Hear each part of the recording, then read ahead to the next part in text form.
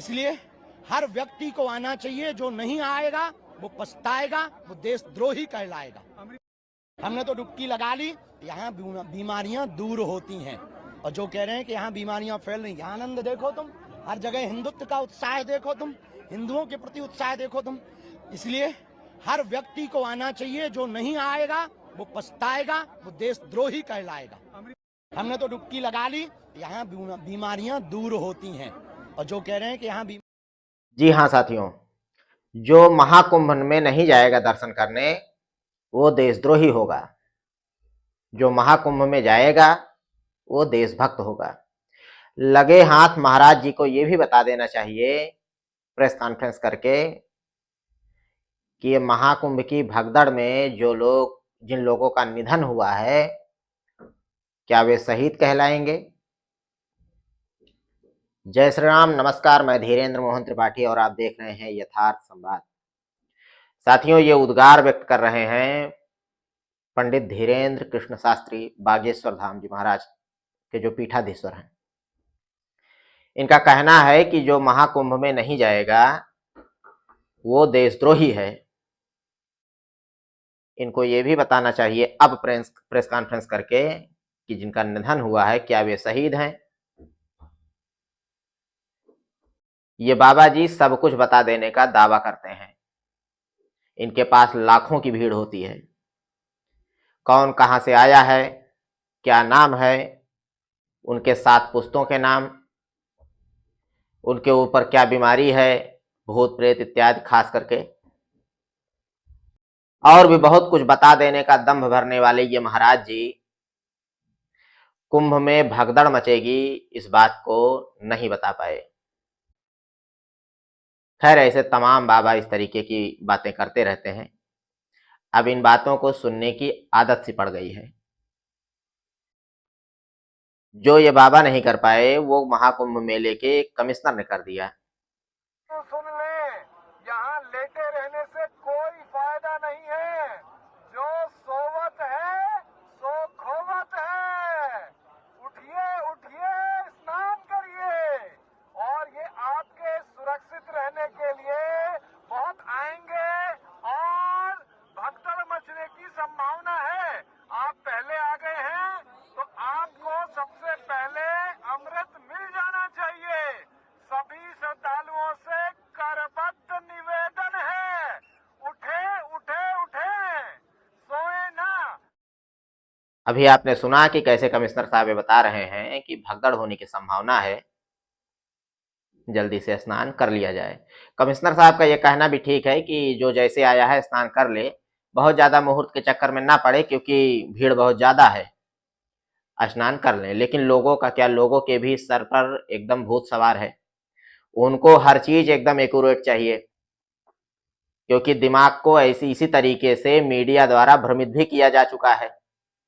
लोग करें क्या, मीडिया के जंजाल से लोग मुक्त नहीं हो पा रहे हैं। भगदड़ साथियों एक जगह नहीं हुई, मीडिया आपसे सच छुपा रहा है। भगदड़ असल में 2 जगह हुई। एक संगम नोच पर जहां मुख्य संगम है, जिसको आपको दिखाया गया, और एक भगदड़ और हुई झूसी क्षेत्र में, जो आपको नहीं बताया गया, जिसकी जानकारी आपको नहीं दी गई। वो भगदड़ और भयावह थी।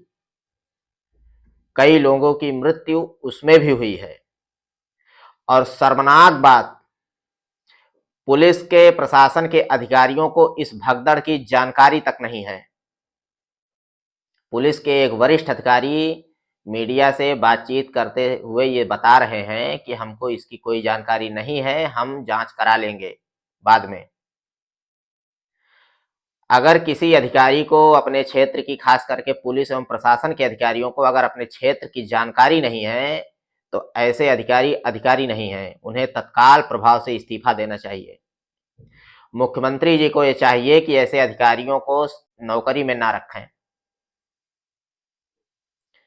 जब इनको अपने क्षेत्र की जानकारी ही नहीं है कि हमारे क्षेत्र में कौन सी घटना घट रही है, तो ये कौन सी नौकरी कर रहे हैं, क्या सेवा कर रहे हैं ये।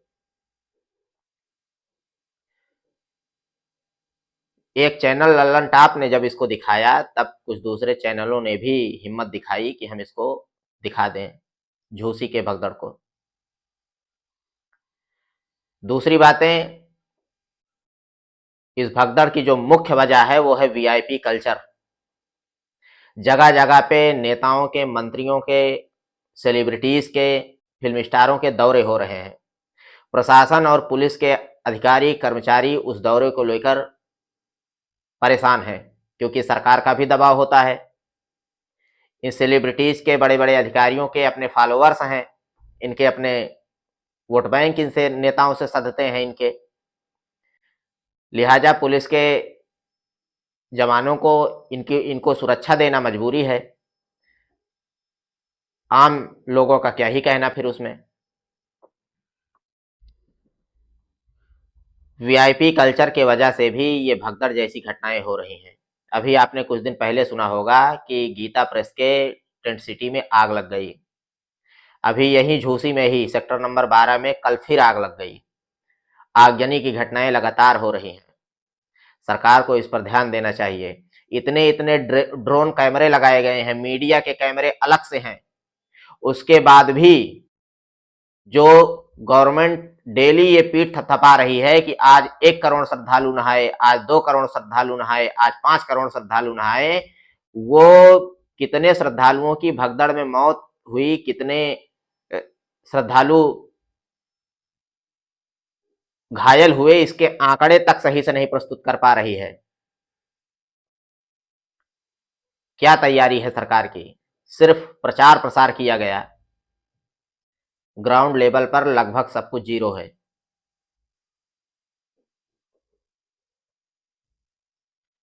और जनता का भी क्या कहना? जनता 2 खेमों में बट गई, एक अंधभक्तों के खेमे में, एक चमचों के खेमे में।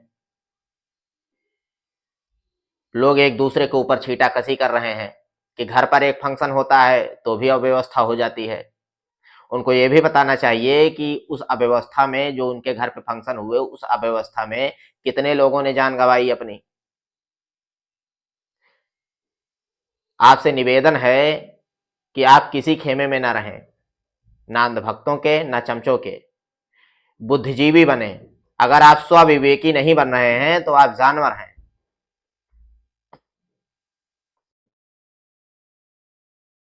जो गलत हो वो उसको कहिए,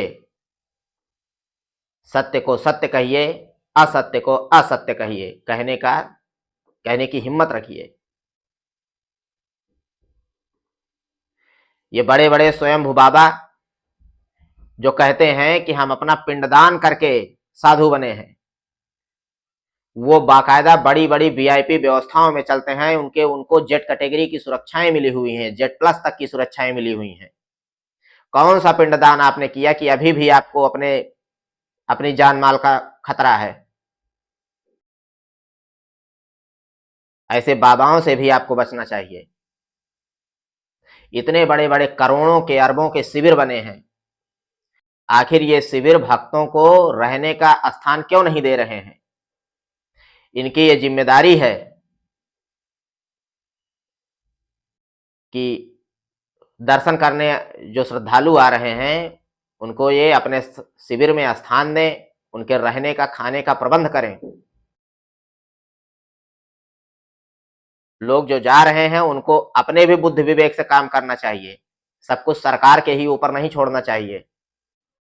आप बच्चों को लेकर जा रहे हैं, बुजुर्गों को लेकर जा रहे हैं, कोई बात हुई तो बच्चे और बुजुर्ग को संभालेगा कौन? इतनी भीड़ है। आपको ये पता होना चाहिए कि आप स्वस्थ हैं कि अस्वस्थ हैं, आप वहां जा सकते हैं कि नहीं जा सकते हैं। ये आपको पता होगा, ये सरकार और प्रशासन को नहीं पता होगा। प्रयागराज की तो छोड़िए, अगल बगल के भी जितने जिले हैं, 10-12 जिले, उनमें भी कतारें लगी हुई हैं, जाम है शहर। हम लोगों से भी यही अपील करेंगे कि सोच समझ कर जाएं। बुजुर्गों को, बच्चों को तो कदापि लेकर न जाएं। प्रशासन का भी सहयोग करें। प्रशासन से भी अपील है कि वीआईपी और वीवीआईपी की जो व्यवस्थाएं हैं उसको खत्म किया जाए। धर्म स्थल में ना कोई वीआईपी है, ना कोई वीवीआईपी है, सभी आम नागरिक हैं। सभी को बराबर तवज्जो दिया जाना चाहिए। चलिए साथियों, मिलते हैं फिर किसी खबर में। देखते रहिए यथार्थ संवाद। कृपया चैनल को लाइक करें, सब्सक्राइब करें और शेयर करें। धन्यवाद। जय श्री राम, नमस्कार।